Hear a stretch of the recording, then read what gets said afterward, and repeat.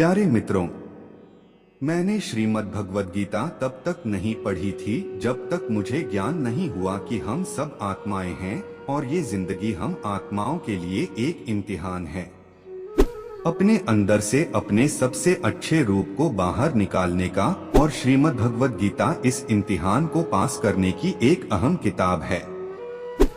भगवद गीता के 18 अध्याय हैं और यह संस्कृत में परमात्मा द्वारा दी गई थी। समय के साथ संस्कृत भाषा रोजमर्रा की जिंदगी से निकल गई और यह ज्ञान मनुष्य से दूर हो गया। समय समय पर श्रीमद् भगवद गीता का साधारण अक्षरों में अनुवाद किया गया। इसी प्रयास को आगे बढ़ाते हुए मैं यहाँ श्रीमद् भगवद गीता संपूर्ण सार को एक आसान रूप में प्रस्तुत कर रहा हूँ। नमस्कार दोस्तों, स्वागत है आपका एक बार फिर धर्मो रक्षित चैनल पर। ये ज्ञान परमात्मा ने भगवान कृष्ण के द्वारा सबसे बड़े धर्मयुद्ध महाभारत की रणभूमि कुरुक्षेत्र में अर्जुन को कुछ 5000 साल पहले दिया। ये वो वक्त था जब धर्म का बार बार उल्लंघन हुआ, परमात्मा का डर मनुष्य से निकल गया। लालच की होड़ में भाई ने भाई को मारने की कोशिश की और यही नहीं, एक ब्याहता को भरी सभा में अपने बड़ों के सामने अपमानित किया गया।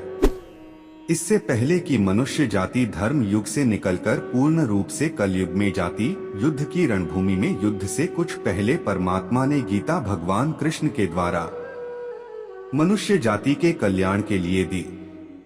गीता परमात्मा द्वारा दी गई किताब है जो किसी एक धर्म के लिए नहीं बल्कि पूरी मनुष्य जाति के लिए है, पूरी इंसानियत के लिए है, सब आत्माओं के लिए है। क्योंकि ये आत्मा को परमात्मा के बारे में, उसकी सृष्टि के बारे में और सबसे अहम यह उन कायदों के बारे में समझाती है जिनका आत्मा को मनुष्य के रूप में हर हाल में पालन करना होगा, रक्षा करनी होगी। और इन्हीं कायदों की बुनियाद पे एक आत्मा को शरीर त्याग करने के बाद परखा जाएगा और इस परीक्षा से पास होने पे हमेशा के लिए इस जन्म और मृत्यु से मुक्ति मिलेगी। परमात्मा भगवद गीता में कहते हैं कि मैं ही सबकी शुरुआत हूँ, मैं शुरू से भी पहले था और सब खत्म होने के बाद भी रहूंगा। सब मुझ में है और मैं सब में हूँ। जो भी तुम छू सकते हो, देख सकते हो, चख सकते हो या सुन सकते हो, वो सब मैं हूँ। ये नदियाँ, पहाड़, सूरज, ग्रह, चांद, सितारे सब मैंने बनाए हैं। मैंने ही भगवान, शैतान, राक्षस और इंसान बनाया। मैं सर्वव्यापी हूँ, सब में रहता हूँ, सब मैं हूँ, मैं हूँ, मैं ही हूँ। मैं ही ब्रह्मा बनकर सब बनाता हूँ और रुद्र बनके सब नष्ट कर देता हूँ।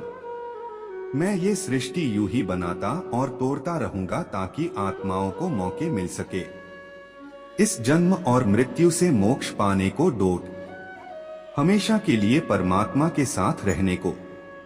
भगवद गीता कहती है कि इस सबसे बड़ी परीक्षा के लिए परमात्मा ने प्रकृति का निर्माण 5 तत्व हवा, अग्नि, जल, पृथ्वी और ईथर से किया, जिन्हें हम छू के, चख के, सूंघ के और देख के हम समझ सकते हैं।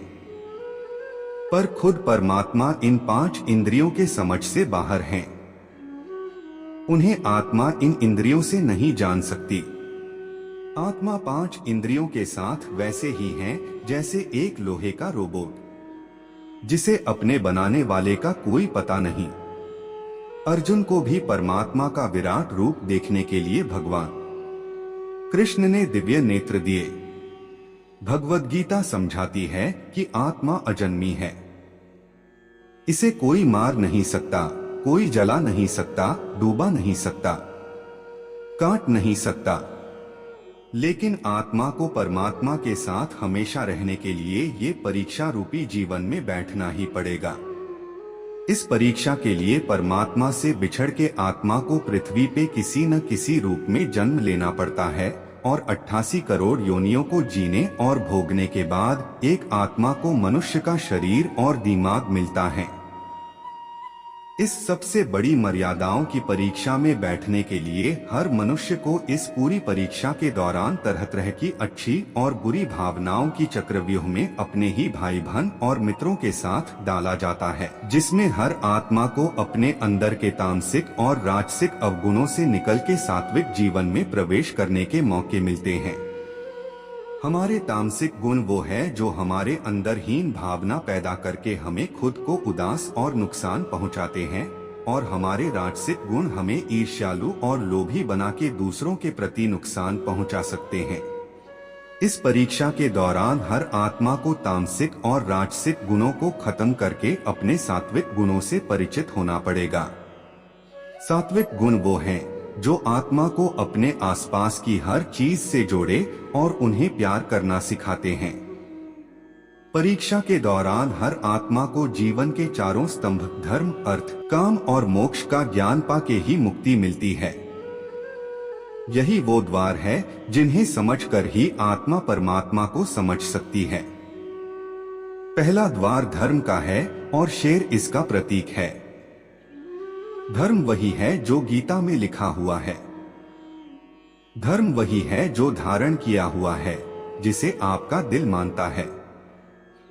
जैसे झूठ नहीं बोलना, चोरी नहीं करना, भगवान का निरादर नहीं करना, दूसरों को नुकसान नहीं देना, यही सब धर्म है। और हर आत्मा को अपने जीवन काल में हर समय धर्म का पालन करना होगा और उसकी रक्षा करनी होगी। दूसरा द्वार अर्थ का है और घोड़ा इसका प्रतीक है। हर आत्मा अपने हर जीवन काल में अपने पृथ्वी पे होने का अर्थ या मूल कारण समझेगी।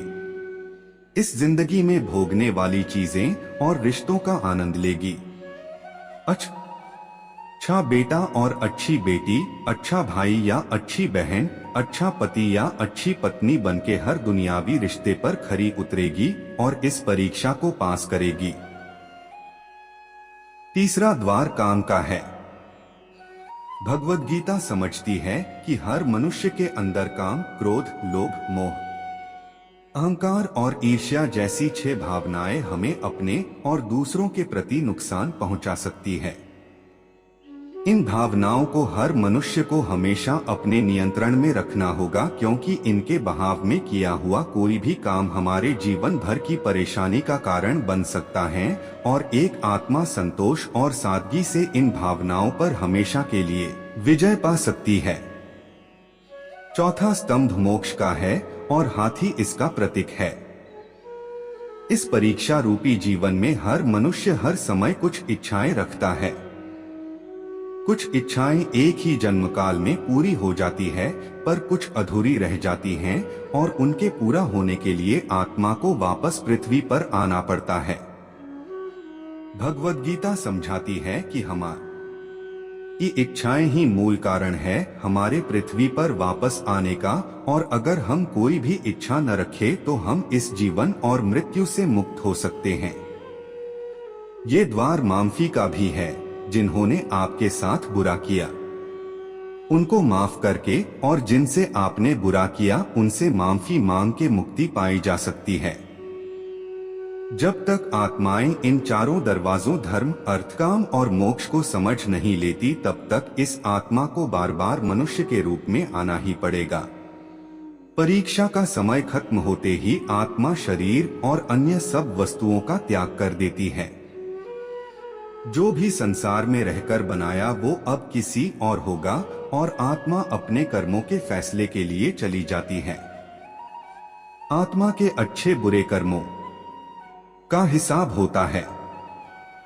अपने अच्छे कर्मों के लिए आत्मा कुछ वक्त के लिए स्वर्ग और दुष्कर्मों के लिए नर्क चली जाती है। नर्क में आत्मा को अपने पापों के अनुकूल सजाएं मिलती हैं, पर सजा खत्म होने के बाद आत्मा को फिर से एक नया शरीर और नया दिमाग मिलता है। इस परीक्षा में फिर से बैठने के लिए और हर परीक्षा में वही सब फिर दोहराया जाएगा। जिंदगी के 4 स्तंभ धर्म, अर्थ, काम और मोक्ष को समझने के लिए हर जन्म में अपने कई जन्मों के कर्मों के हिसाब से हर आत्मा को कभी अच्छे तो कभी बुरे हालातों से जाना पड़ता है। लेकिन जब तक आत्मा परमात्मा के साथ योग को नहीं समझ लेती तब तक वो मुक्ति नहीं पा सकती। भगवद गीता समझाती है कि मनुष्य अपने शरीर, दिमाग या दिल से भगवान को पा सकता है। शरीर द्वारा किए कर्मों के माध्यम से परमात्मा को पाने को कर्मयोग कहते हैं। ऐसे कर्म जो परमात्मा की इच्छा से हो और दूसरों के कल्याण के लिए हो। वाल्मीकि ने रामायण लिख के, श्रवण ने अपने माता पिता की सेवा और उन्हें चार धाम की यात्रा कराकर अपने कर्मों द्वारा परमात्मा को पाया। श्रीमद् भगवद गीता समझाती है कि एक आत्मा दिमाग से भी परमात्मा के साथ योग लगा सकती है। इसे राज योग कहते हैं क्योंकि दिमाग या मस्तिष्क सब इंद्रियों का राजा है। एक मनुष्य अपनी आस्था, श्वास प्रणाली, अभ्यास, साधना और तपस्या से परमात्मा को इस योग के रास्ते पा लेता है। इस योग को समझने के लिए हमें अपने अंदर की एनर्जीज, शक्तियों यानी चक्र और कुंडलिनी को समझना पड़ेगा। आत्मा मस्तिष्क से ध्यान लगाकर परमात्मा के साथ योग लगा सकती है। शंकराचार्य, स्वामी परमहंस, स्वामी विवेकानंद और उनके जैसे कई योगी इस योग के रास्ते परमात्मा के साथ संधि लगा पाए। परमात्मा भगवद गीता में कहते हैं कि अगर किसी आत्मा को धर्म ना भी समझ आए, योग न भी समझ आए, पर अगर वो मेरी शरण में आ जाए तो मैं उसके सारे पाप माफ कर देता हूँ। परमात्मा को ऐसी दिल की गहराइयों से पुकार के पाने को भक्ति योग कहते हैं। चैतन्य महाप्रभु, मीराबाई और भगवान हनुमान इस योग के सबसे बड़े उदाहरण हैं। लेकिन कभी आत्मा अपने होने का मूल कारण भूल के धर्म का उल्लंघन करे या पाप के रास्ते पर निकल जाए तो उसे ठीक करने के लिए परमात्मा को खुद किसी रूप में पृथ्वी पे जन्म लेते हैं। तो मित्रों, आइए श्रीमद् भगवद गीता को पूरा पढ़ के इस जिंदगी के असली मायने समझें और परमात्मा के साथ योग लगाएं। अगर आपको यह भगवद गीता का सार पसंद आया तो इसे औरों के साथ जरूर शेयर करें ताकि सब आत्माएं अपने यहाँ होने का मूल रूप समझ सके और इस जन्म और मृत्यु से मुक्ति पाके हमेशा परमात्मा के साथ रह सके। धन्यवाद।